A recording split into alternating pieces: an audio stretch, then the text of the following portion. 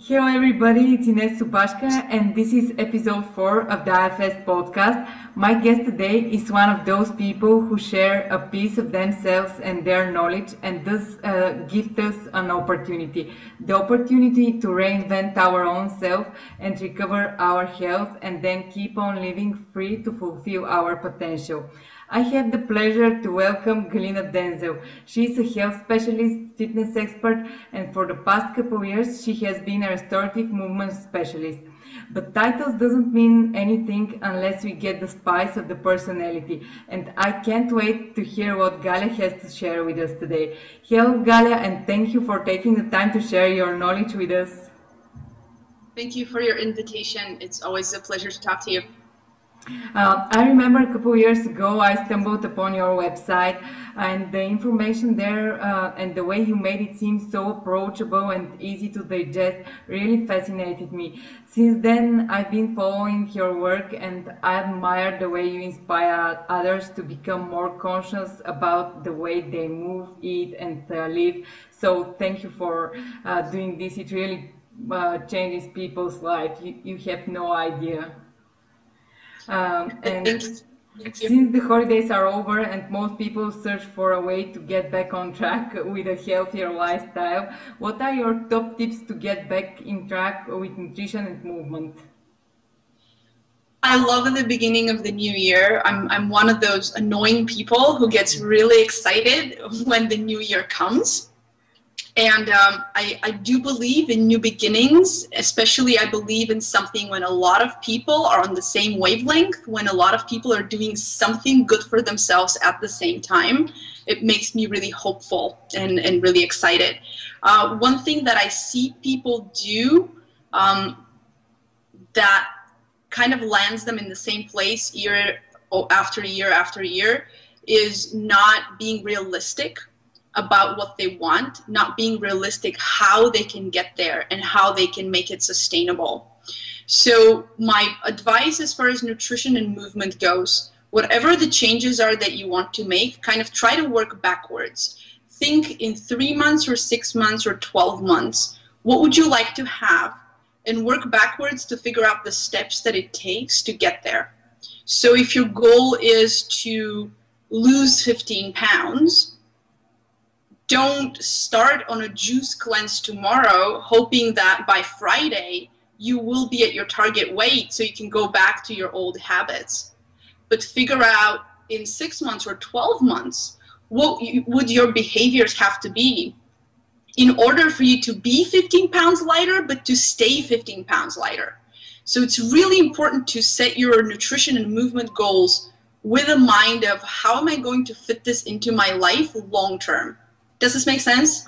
Yes, it is. It's obviously the small steps and not the goal. We are like going from one extreme to the other extreme and never in the middle, the balance. Yeah, people tend to do that. And in a way, it's human when you go in one direction to kind of want to swing the pendulum the other way. But it doesn't help when the pendulum keeps swinging from one end to the other. It kind of has to go, kind of titrate itself down to center. And at some point, come to a place where you can live the lifestyle that you want with the nutrition, with the movement behaviors that you can maintain in your life, where your life can stay happy and productive and your relationships don't get damaged. Because what happens is people do these extreme plans like, oh, I'm going to join a CrossFit box like on the 1st, or I'm going to start a juice cleanse at the same time as I join the CrossFit box. And then for like a month, you're like this raging maniac that breathes and eats inspiration and motivation, and you're annoying to everybody around you because you're just so extreme and everybody knows that you can't maintain it. So kind of working backwards, 12 months from now, 6 months from now, what are those sustainable things that you can do? And just starting with those so that you don't end up disappointing yourself, because that's the hardest thing to recover from. Yes, so it's making the small steps so it becomes a lifestyle and it becomes part of you and who you are and who you believe you want to be, and not something you make just to fix the holiday overeating and indulgence. Yeah, and I do believe in a 1 month, or in fact, right now in Bulgaria, I have a 1 month, like a 30-day reset starting. And here in California, where I live, we have a 90-day reset starting with a couple of groups of people, because I do believe in doing something together in the beginning that's going to give you those small steps and habits that you can maintain when you've really gotten off track. But my plans are always sustainable. They're always teaching you how to prepare food, how to cook, how to be on top of your nutrition and your movement from the very beginning, instead of doing something unrealistic. Yes, I like these challenges, because I believe that what get measured get accomplished. So it's a really good way to accomplish your goals. Definitely. Most people have a really limited perspective when it comes to health. Most think that health runs out with nutrition and exercise. Yet I think that health goes way beyond those parameters. What you do is a proof about this. Why working out is not enough when it comes to movement? Oh, it's like, I'm going to use Katie Bowman's example, and you had her on your podcast a couple of months ago. She compares movement to food, and real food, and exercise to supplements. And I feel like that's a really easy metaphor for people to understand, that we have an all-day requirement of movement as a factor in how our cells nourish themselves, in how they get nutrients in and nutrients out, in how genes get activated, right? And that's a 24/7 requirement. And you cannot get that in an hour once every couple of days. Just like if you try to get your food in an hour once every couple of days, it would be very, very uncomfortable for your body. So if you start thinking of movement as a necessary nutrient, just like water or vitamin C or omega-3s are important, you can start behaving differently and looking at movement differently, instead of as something that you kind of tick off your list. And that was me like 10 years ago, or even 7 years ago. I knew that I had a workout scheduled every day from 6 to 7. And if I had done my workout, then I was healthy. But it didn't work for me. And there are people that don't necessarily feel that for years and years and years. And there's people like me that their body gives them feedback sooner into the behavior, right? 10, 15 years into it, your body goes, I don't really like this. For some people, it takes 30 years or 40 years until they hear their body saying they don't like it. But it's just trying to shove the lack of movement into an exercise window is like trying to eat pills instead of real food, and sooner or later something is going to give. And it's important to, from the restorative exercise perspective, and the whole body alignment perspective, we look at movement not as just walking, or as just hanging, or as just maybe like cleaning your house. But movement is everything that includes your joints changing position, or your bones changing position, or your muscle changing their length. So even the way you choose to sit or stand, even the way that you choose to go in one piece of footwear or another piece of footwear, right? Or the way that you choose to use your eyes, because the eyes have muscles, all of that is movement.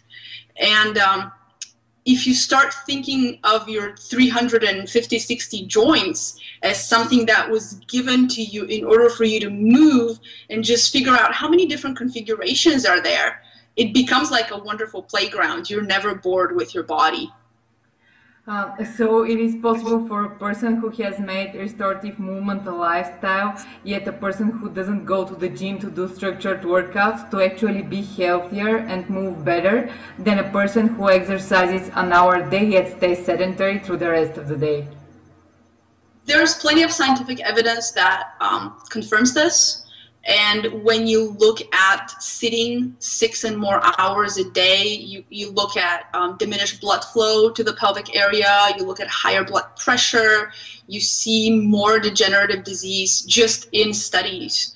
And there's plenty of studies that also look at, hey, can you sit on the floor and stand back up without, touching anything? There's all these measurements of your self-efficacy, of your self-reliance, of your ability to use your body to accomplish different tasks throughout your day in daily life, not just as an exercise feat. Because if you run or exercise every day, that's still a small percentage of all of your working hours or waking hours. And if you're sitting 8 hours a day, it really does more damage than the benefit that your 1 hour of running had.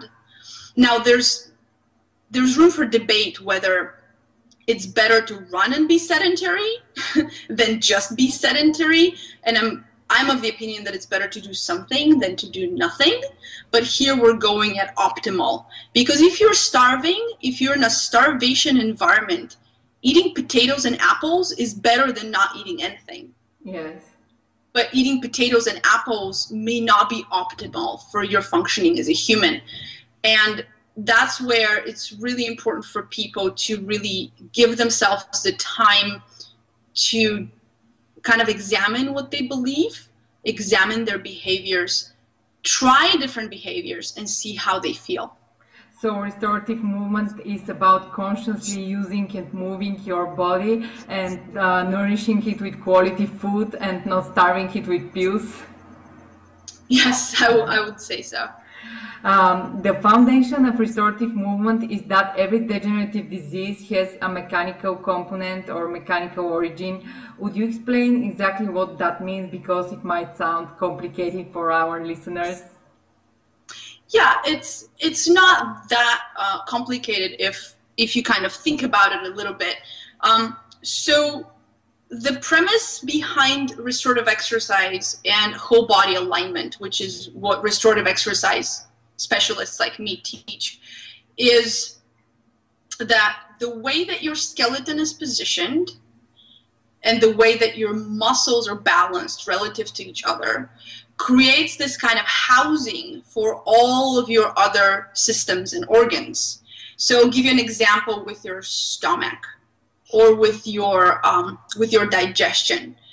If your body is straight up and down as you're eating and swallowing and digesting, and your rib cage isn't kind of collapsed forward on top of your pelvis, there is a certain alignment to your rib cage that provides a position for your diaphragm, right, to sit on top of your internal organs. So every time that you inhale and exhale, which kind of looks like this with the diaphragm, all the organs are being kind of pushed down, and then they relax back up, and they're pushed down and they relax back up. And that kind of creates a rhythm for your digestion.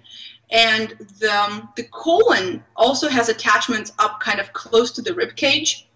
So every time you inhale, there's a stimulation of the peristalsis of your intestines.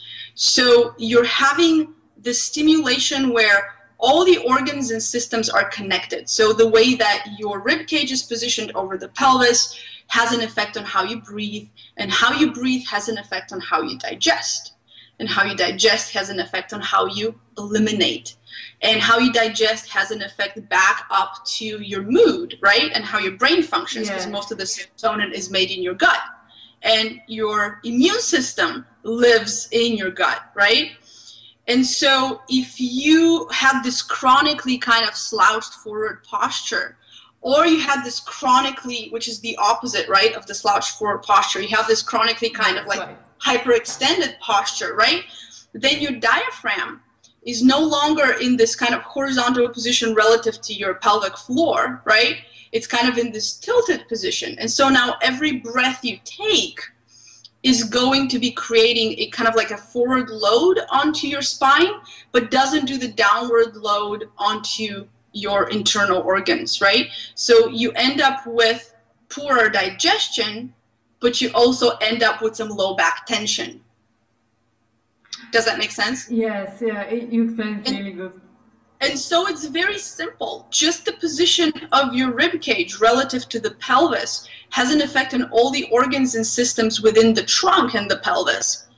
And a misalignment over time just leads to misuse of certain systems. So now you're breathing a little bit more with your scalenes, and you're having a little bit more lifting of the rib cage, and now you have some upper back tension, and then the upper back tension creates some issues with the blood flow in the neck, and now you have migraines.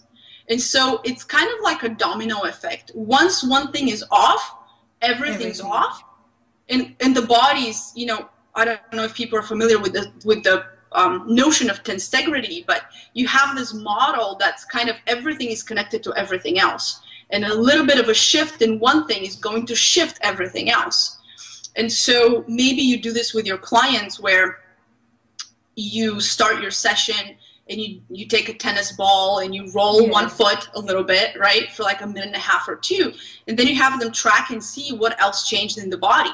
And you see, like, the side of the foot that we rolled, it's like that shoulder is lower, the rib cage is lower, they're feeling more open through the belly and the low back. So a little change somewhere creates a huge change everywhere else. And in whole body alignment and restorative exercise, we kind of work with these ideas of, can we become more aware of the habits that we have that are creating misalignments in the system that down the road lead to organs or systems malfunctioning. So that means that the function of our organs is dependent on the way we are aligned, and that by taking care of our muscles and being aligned better, we could actually indirectly influence the health of our organs. Is that right? Yes, and it's more like, if you think of it, it's not that it's so indirect, it's quite a direct relationship, because we have evolved in a way that the muscular system is supporting the rest of the body, right? So if there is a glitch in the muscular system, there's going to be a glitch in systems that are connected to that area as well. And you can think of maybe the psoas muscle, which is deep in your core, and there are big pathways of nerves that go through the psoas muscle. So any sort of you can think of like dehydration, if you want to think of a good metaphor, any sort of dehydration to that area, and the muscle is going to create a compression to all of these nerves, and it's not going to allow the gliding that we want. I kind of always imagine, you know, muscles and muscle systems as being open to information that flows through them, or being closed, or not being as open as you want. And it's kind of like, if you open your window and you want to get like fresh air, you want your window open all the way. You don't want your window just cracked a little bit. And so there's been this disconnect in the health community between, you know, we eat good food and we get good hydration, but oftentimes the muscular system or the skeletal system is not in an alignment where those things can even get to the cell. And is the alignment the solution to everything? Absolutely not. But it's a very important component that has been missed. Yes, and it's a step forward to improving our health and the way we feel, definitely. I think it's a very, very important step into becoming more aware of our body and kind of having a full and rich and deep relationship with ourselves, versus looking for solutions that are going to fix things from the outside in. It's more of a inside out solution. You say it really right, deeper relationship with ourselves. Since I've been more aware about the way I move and the way my body functions, I really track my body, and I listen to it. When it's tired, I give it rest. When it needs to move, I move more, and it really makes me feel better and live better, be fitter, and it's just amazing. Yeah, it'll be wonderful for everybody to get to the point that you have gotten to. There's just many steps along the way. Yes. And the way that in the fitness industry we have packaged solutions for people have kind of seemed like it's the end kind of like, this is the solution and this is the solution you do, and this is the end of your movement journey, right? Yeah. But actually oftentimes meeting with a personal trainer, doing your 3, 4, 5 workouts a week, or joining a group to do a marathon is the beginning of your journey. It's just one step towards knowing yourself better. It's not where you kind of go and you buy this product or you do this workout and you're done. It's just the beginning. Yes, personal trainers are just like teachers who assist you on your journey, but it's the work that should be done is up to you and not somebody that gives you a solution. Before Christmas, you shared some information about your latest book and your conversation with Katie Bauman. You talked about the importance of hanging. I bet that most of our listeners haven't done this since childhood. Why is it important to have some form of hanging every day? I'm going to present to you and just share with you the my own experience as well as what I have learned from Katie. She's my mentor, and most of my hanging inspiration comes from her. So my personal experience with hanging started when I started studying with Katie, and I only could get so far in straightening and kind of aligning my upper back. And so like I had this like huge forward roll just from working on a computer a lot and, you know, doing a lot of desk work my whole life. And at one point we sat down and she said, well, you really need to think about hanging more, because as soon as you fix the hand and you kind of move your body forward through space, it allows to create those forces that kind of pull everything away from the center of the body. So instead of everything being kind of constricted in, you think of kind of pulling yourself out, right?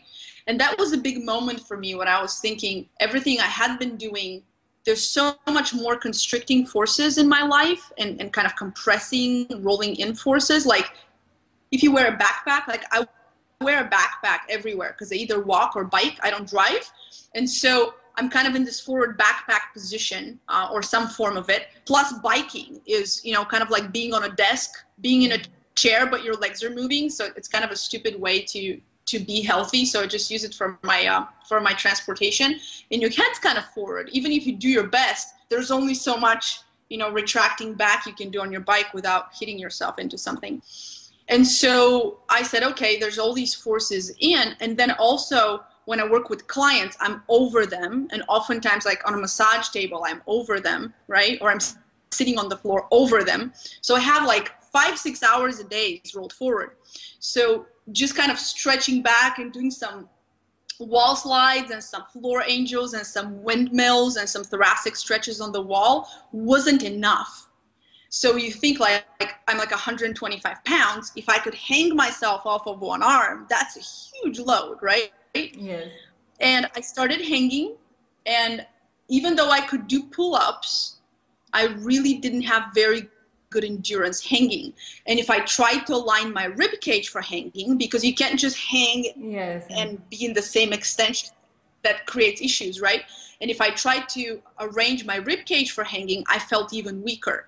So I started hanging kind of sideways with my arm out, kind of like this, and then little by little coming up and then hanging from different planes. And eventually I was able to hang multiple times throughout the day, maybe 20, 30 times a day, and build my time up to like 30 seconds to a minute each time. And so within a month of doing that, my back felt fantastic. Like I didn't feel any of these compressive forward forces, and it was so cool and it was so easy to do. My limiting factor was my skin. So I had a lot of pain throughout here and a lot of like redness and swelling, and my skin was just so weak. So in the interview with Katie that we just did for our book, I asked her, what do I do? Like I feel like my muscles can hang, but the skin is just my limiting factor. Like I have wussy skin, right? And so she made me think about, well, everything we hang off of, my pull-up bar is right here, so I'm kind of looking up, it's very smooth, right? And those smooth textures don't stimulate the skin enough. So she said start doing some work with trees. So I've been trying to do more work with trees and not being like the weird lady in the neighborhood, but like I do as much tree work as I can. What's that? It's inevitable to be the weird lady in the neighborhood when you do stuff like that. Thank you for your faith in me. Yeah, no, I just know it from personal experience because I do the same stuff and people always throw strange glances at me. Yeah, absolutely. So, you know, I'm trying to do as much of that as I can. But in our interview, Katie shared about hanging and why hanging is so important. And like my perspective was, I don't want this rolling forward, right? Katie's perspective was more about we missed on all these hanging loads when we were young because most indigenous cultures have some sort of a kind of program, right, to mobilize their kids out of this kind of embryonic kind of forward flexed position where we're in the womb. Once we're born, right, out of this, 9 months of flexion, it takes some time until we can roll over and we can start doing tummy time and being more, with extension. So there's all these cultures that have different programs for hanging and swinging their children where they get them out of this forward flexion a lot sooner, a lot earlier. And so Katie's paradigm was more about we missed out on hanging when we were younger. And so this is something that we can still capitalize on since the lungs live here, right? The lungs live here, your cardiovascular system is here. So having a rib cage that's more open is going to create also more space for breathing, also more, more space for your lungs to go into. And she also shared an anecdote, I believe it's with her nephew who had a lung disease. Ever since he's been doing monkey bars, he's been disease-free. And I have many clients with asthma that have been doing much, much better since we've been hanging. So it's very hopeful because some of my clients are in their 50s and 60s and they have asthma. We're not talking about children and they're still getting better. Yes, I was going to ask you about Katie's nephew because I also know about this story. And what are some other tips that people who have asthma could do besides hanging? What could improve their health? That's a tough one. Yeah. Because it depends why someone would have asthma. So I can speak from my experience with my clients. I don't know about anyone else, but my experience. Most of my clients who have asthma also have some sort of a nutrition intolerance and nutrition issue. So most of them work with functional nutritionists to figure out different foods that they have an intolerance to. And once they can get those out, symptoms improve dramatically. And also doing some gut healing, working with the gut, doing bone broth and and gelatin, collagen, all of those very, very important amino acids that end up healing the gut wall, and they help with gut permeability. Also reducing stress has worked, and meditation has worked very, very well for a lot of my asthma clients.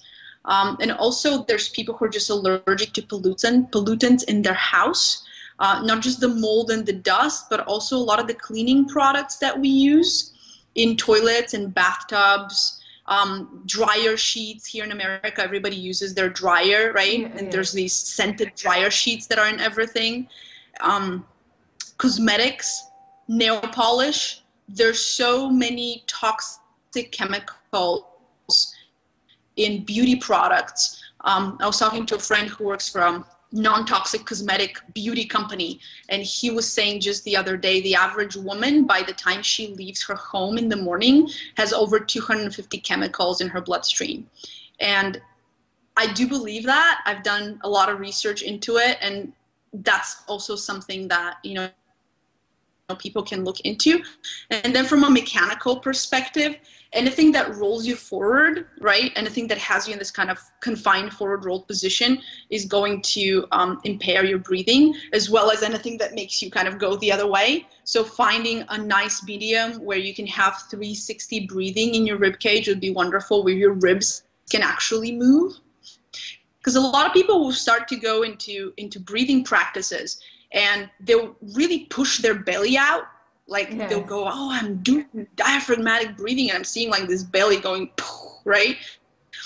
Your rib cage is supposed to move out like laterally, right? Your whole rib cage is supposed to grow and shrink with every breath. So really focusing on that rib mobilization and being able to move the whole rib cage is really, really important. And while on the topic of breathing, we take it for granted and for something that happens by itself, and in reality, it is a science by itself. People underestimate the importance of breathing properly. What should we know about breathing properly? What are the common mistakes we make? As you said, breathing with your tummy and looking more like a pregnant person than somebody who breathes properly. Yeah, I feel like a lot of people, when they try to breathe well, they will make a lot of noise, like, right? Like, yeah. There's like, I can hear them breathe, and that in itself can create some forces that are maybe too much or inappropriate. So I personally teach effortless breathing. So you won't be forcing the breath in, but you'll try to get a natural breath in that's enough for you. I really focus with my clients on nasal breathing and opening your nasal passages for breathing. Oftentimes people are so stuffed up here, it's impossible to get a good breath in. So we'll do a couple of weeks of like rinsing the nose with some special solutions so that we can open that up. There's also strips that go on your nose to open it up. Like often people use them for snoring, or they use them just when they're congested. I don't know what they're called where you are, but in here they're called breathe right strips. And they open your nose so you can breathe a little bit easier through the nose. And so that's something that in itself can create a shift very quickly. I can hear you. When most people breathe, like you said, with lifting their chest up, they do something with their shoulders, like they lift them up, and their muscles get really tight around the neck. I think that most people don't even think about it, that their tight muscles might be because of the wrong way they breathe. How should breathing properly look from the side? As you said, you should expand your chest and not lift it up. Could you show it? Well, yeah, effortless breathing has to do first with letting go of some of the tensions that you have in your body. Most of these people that you talk about, they're holding their abdominal muscles tight throughout the day for one of two reasons. They either are trying to look slimmer, right? Because in our culture, it's, abs and like looking like this, right? Is something that is expected in our culture to be healthy and be beautiful. So a lot of people, right, who normally look like this, right? Suck it in so they look like this. And so all of this has to go somewhere, right? So as you suck this in, right, and you start looking like this, that mass has to move up or down, right? So as it moves up, right, and your diaphragm starts to sit higher, now with every breath, the lungs have to go somewhere, right? So with every breath, you're doing this like shoulder lifting. So the first important thing is let go of your abdominal sucking, right? And start just having a normal belly. And in the beginning, that can be shocking. It takes some people 2 to 3 days to be able to relax their belly. I teach a lot of belly relaxation in my classes, and it's really hard because you're either pretending to be thin, or the second reason people do it is someone told them that it's important to keep the abs tight in order to protect their back. Uh-huh. And sometimes when you have low back pain, this can be a temporary relief, but it's kind of like an orthotic. It helps you for a little bit, but then what do you do with yourself later? So it kind of creates this really weird habit of kind of pre-contracting because you don't trust your body can protect you, and it creates an issue of its own. So you have to let that sucking go, and then kind of just work on mobilizing the rib cage and allowing the rib cage to open a little bit. And it should be effortless. There really shouldn't be any, right? There shouldn't be any sound to it. There shouldn't be any like pushing to it. And there are a lot of techniques in yoga that are kind of effortful, but they're only for a certain amount of time. They're only for several minutes of your breath practice in yoga. And then you kind of go to this normal autonomic breathing, which should be nasal breathing and which should be kind of like 360 effortless breathing. And there are many different ways to go into breath work, but that's what I do with my clients. That's what I'm trained to do, and it works fantastic. That's some really great information, and I'm sure it will be really helpful for our listeners. So thank you for sharing everything. And in your practice, you help a lot of pregnant women. Most pregnant women have an altered posture and have a lot of pain in their back. Could that be averted, and is it a result from being pregnant or from the fact that women are not properly aligned before they get pregnant, they're not strong enough? Yes, like yes to all of these. You know the answers because you work with, with people and you know our challenges.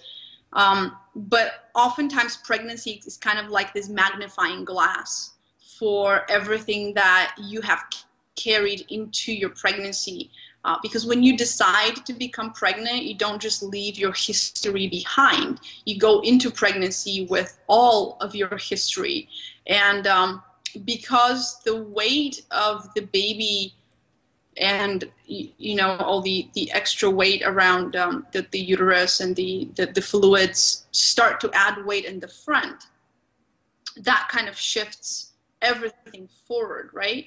But it wouldn't shift everything forward if we had plenty of muscle mass and muscle strength on the back of the body to counteract it. So there's a roller. So if something's pulling you this way, but something else is pulling you that way, right, we can have a balance. But if mama is sitting all day long, right, and so the back of the body is kind of like this inactive mass, right, and then this here is growing every day. I'm just reading a book on embryology, and I was shocked from the time that you conceive to the time that baby is born. There's over a 2 million time increase in the mass. I have to go and look at the specific quote, and I'll take a picture for you and send it to you. Thank you.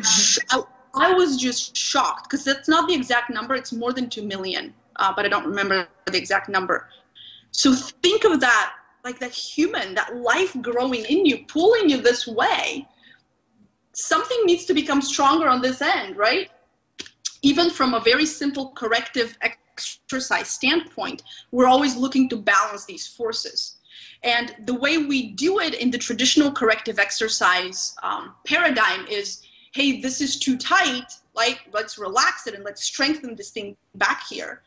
In natural movement, we're looking at what are those movements that you could be doing all day long that would, in a natural environment, counteract what's happening in the front.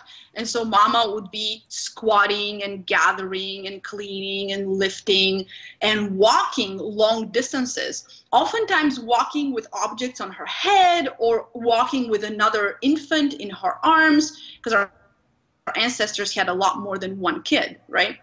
So we take our sedentary, nutrient-starved environment, and you take a pregnant woman who's still genetically and evolutionarily going through all these big changes, but there is nothing from the movement environment to support her through that process. So that's one problem, right? We're already coming into pregnancy movement starved.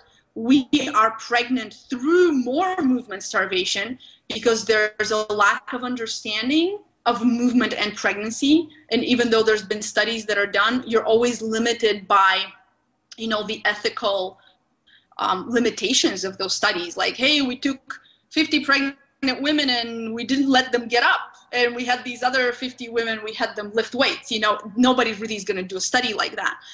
So we're really limited by not having enough studies. And the ones we have are really hopeful. But then as soon as there's something a little bit wrong or something bothersome, most women would rather not do anything, right? So that's a problem. And then you also have the culture of pregnancy, which the culture of pregnancy has to go with certain postures and certain behaviors and certain beliefs. So I'll have somebody who's 3 months pregnant who barely has, you know, anything in her as far as mass goes. And I'm already seeing this pregnant posture that shouldn't even come until, you know, baby is really big. So the more aware a pregnant woman is of her alignment, the more aware she's of her habits, the more she gives herself permission to move and move naturally when she has the energy for it, the better it can go. So does this answer your question about pregnancy a little bit? Yes, and when you said about squatting and moving while pregnant, is there something about the squat death when a pregnant when a woman is pregnant? How deep should she squat? I mean, should she squat until parallel, below parallel? Is it safe to squat below parallel? You know, when I say a squat, I'm looking at like a squat that you have to do to go to the bathroom, especially if you have a squatty potty, or a squat that you have to do to pick something off the floor, a squat that you do to wipe the floor, to play with another infant you have at home.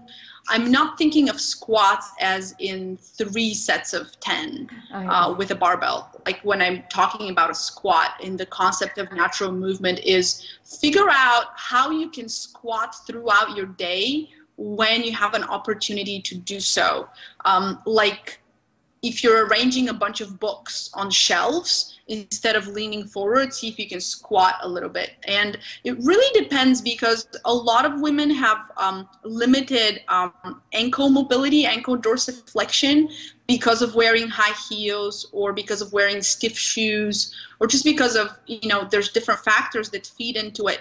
So having a woman that has limited ankle mobility do full range squats is not the smartest thing to do. So maybe there's women who need a little bit of a heel lift. Maybe there's women who will only squat to the depth of a chair, or who hold onto a TRX or another person, or, you know, a bar in order to squat. But some form of a squat is just human given birthright, and we should all be squatting however deep we can. And what do you think about women exercising while they're pregnant, or doing some light form of exercise? Or you think that it's just better to use natural movement and to walk more, go uphill maybe? And what's your opinion about this?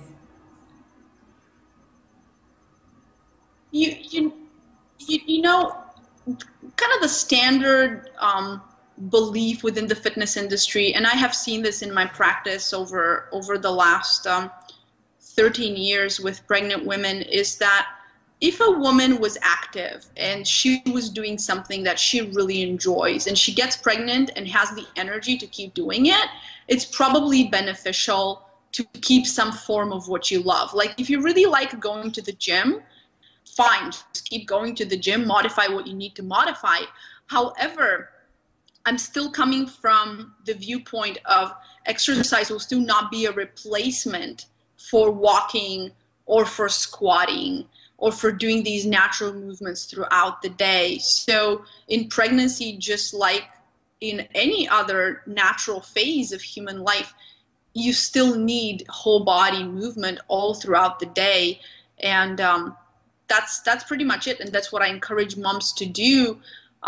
I normally don't encourage women to start something extreme once they become pregnant, but to kind of keep and modify whatever routine they had before, which is why I would like somebody who wants to have a baby to start preparing a year or more beforehand versus, you know, starting once they get pregnant and then you have nausea, you have issues with energy, you have appetite changes, you know, you have all these other loads in your life and you don't want to be adding something on top of it that you haven't been doing already.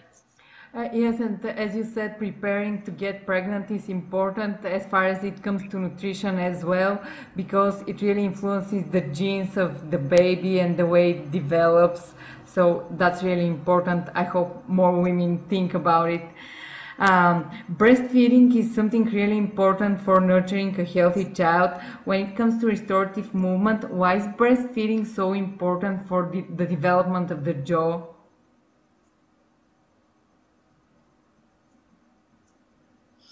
Yeah, Katie has written a lot about this, and I think that people who want to read her work can go to katiesays.com and just type in breastfeeding and pull out, there's some fantastic articles. But pretty much breastfeeding is one of those things that in order for baby to extract milk out of mom, baby needs to work really hard. And there's a lot of you know, tongue and cheek and jaw muscles that get a good workout. And instead of, you know, milk just kind of flowing in your mouth, you have to literally milk a breast, you know, you have to literally like extract the milk out, and that requires strength. And also it has to do with jaw and palate, and, you know, the whole cranial development of the baby depends on those loads being present when baby's little. And you know, there's a difference in how we feed babies now versus how they would have been fed in a natural kind of hunting gathering environment where, you know, baby could breastfeed multiple times a day. Right now, most moms organize breastfeeding or bottle feeding around what's convenient for them and for their schedule versus what's optimal for the species. So the baby doesn't get such a frequent load.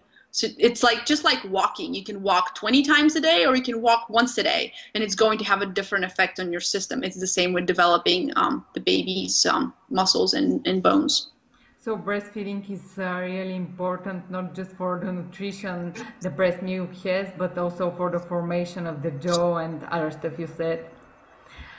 So I'm switching the topic here, and I'm going to ask something completely different. Is there a connection between grip strength and our ability to do pull-ups, for example?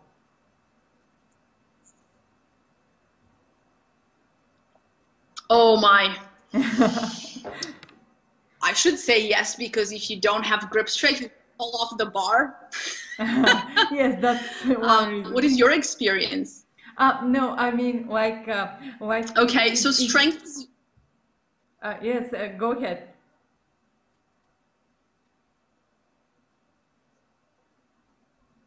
Did you have something to say? I don't want to interrupt you. We have a little bit of lag in the video. Yes, no, I meant because I think that the grip strength kind of gives some picture to the brain about if you're strong enough, then your body will allow you to do pull-ups, but sometimes the body it strives for survival, to be safe, and when you don't have enough grip strength, you might have strength in your arms, for example, and your core muscles, but your body wouldn't allow you to do a pull-up because your grip strength is weak, if you understand exactly what I mean. I don't know if I'm formulating it good, you know? Yes,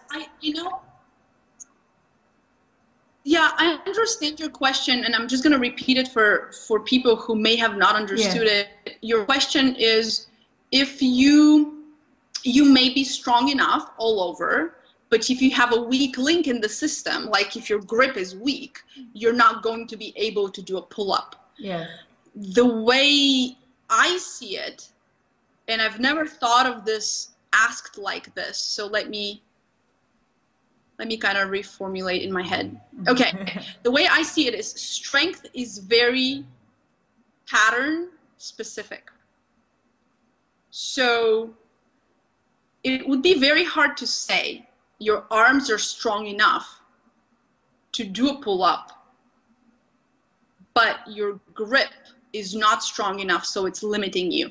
This would be a correct statement if you injured your wrist, and so, or your finger, like the mafia, the Italian mafia caught you and they cut off your pinky finger, right? Because you didn't deliver the drugs, right? So now you only have these fingers, right? And the mafia has this finger, right? So now you have a grip limitation and your pull-up is limited, right? This is gonna be a creepy pull-up. This is the only scenario in which I see it. Because in a natural movement scenario, you wouldn't be doing a pull-up unless you were holding. So you'd be climbing, clambering, hanging with your hands already attached there. So it wouldn't be possible to see an imbalance like this. Where you can see an imbalance is if you have trained your body with weights, if you have trained your body with non-whole body movement, and then you kind of have these strength discrepancies. What I see with pull-ups, a lot of the athletes that I see with elbow pain, yes, and wrist pain, and like forearm pain, I see a lot of athletes with pain there, and we'll do, I work with a method of muscle testing called neurokinetic therapy.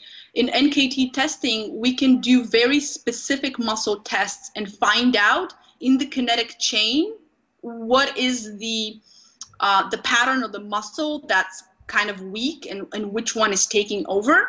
So oftentimes we'll find that the lats, and you know how huge the lats are, right? They connect your pelvis to your shoulder girdle. The lats are just freakishly strong. They're like a yoga mat on your body. They're so big and long. So we'll find the lats turned off and not working in the pattern. And we'll find like the tricep or the forearm trying to pull you up. Why are your lats turned off? Because you're here all day long, right? So why would your lat be working, right? Or you're not walking. The lats are involved in this kind of cross pattern between the glute. When you walk, this glute works with the opposite side lat, right? And it stabilizes the spine through the thoracolumbar fascia. Did you walk your 15, 20,000 reps today for your lats? 20,000 reps for your lats? No. And then you go to the gym from here to here, and then you're like, my grip is weak. No, you're weak. Your whole body's weak. It's not just your grip. So that's how I see it. And then we have also, you know, the mafia situation with the weak grip. Yes, that's nice. I can't help you with that. When you said about about mobility and immobilities, a lot of people have limitation in their shoulder mobility. They have disbalances up here, and they do a lot of pushing movements, which just makes it worse. Why is shoulder mobility important, and what is the difference between doing pushing movements when you have shoulder immobilities and when you have mobile shoulders?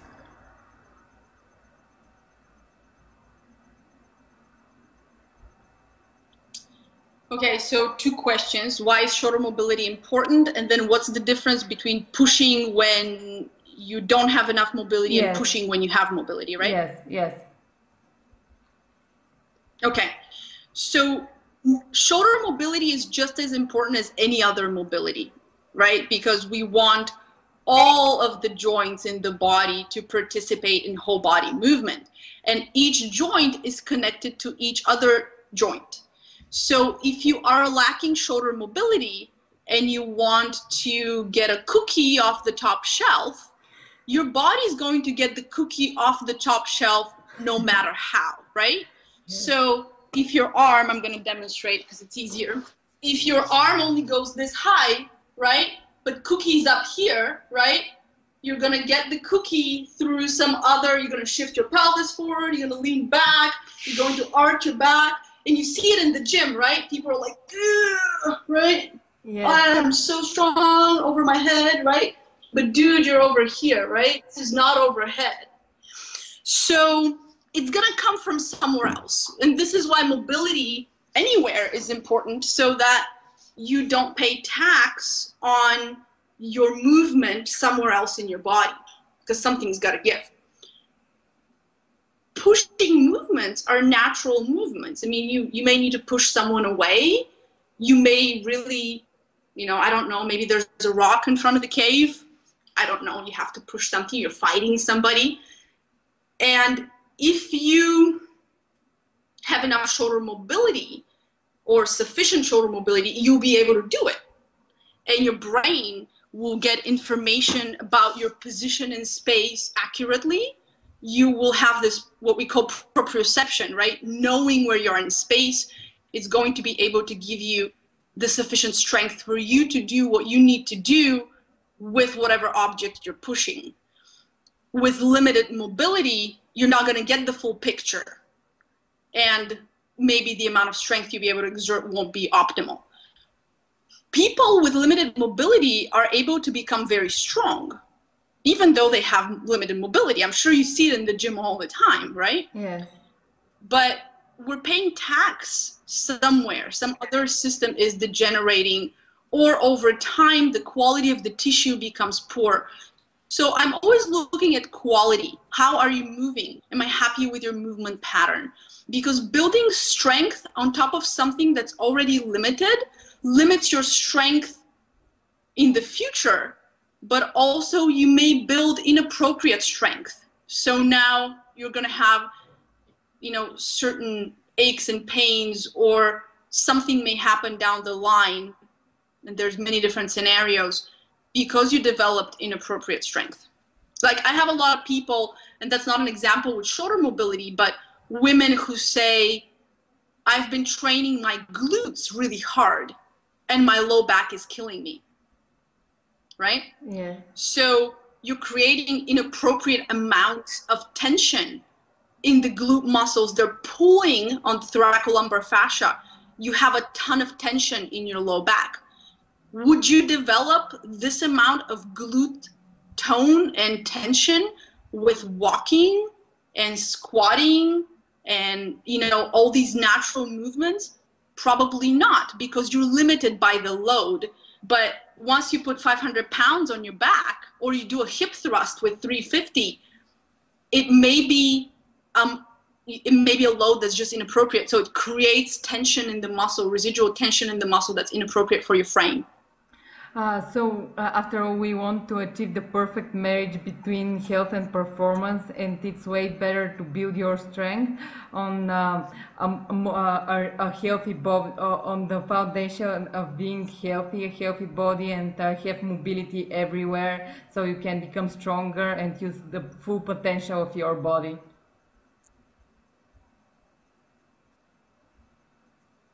This is the paradigm with which I work. I know that when we go into different sports and performance, you kind of leave the land of this perfect world, because performance is about performance. It's not about health. Yes. Yes, that's you have to decide what's your goal, either to be an athlete or to be in great shape and still be healthy. And like, what I think that what we do is help people become healthier and not just achieve athletic goals. So health is important because it's something we have for the long term. Yeah, this is what I have devoted my life to, and I have high respect and love for all of my colleagues that teach performance. I think it's an exciting part of being human, is being able to perform. But there are seasons for performance and seasons for recovery and seasons for appreciating health and kind of reconnecting with your body. And that's why we have, even in athletics, we have on season and off season, right? Yeah. And there are people who live their whole life like it's always performance and competition season, and that may not be always the most caring thing for your body. I think that this was a great end to our interview, and I don't want to steal more of your time. So Thank you very much for everything you shared. It's always a pleasure to talk to you, and you always give plenty of information that really helps. So thank you once again. Thank you so much. You're wonderful. And I just wish you a wonderful 2015 and many fantastic guests on your podcast. I look forward to listening to it. Thank you very much and have a wonderful day.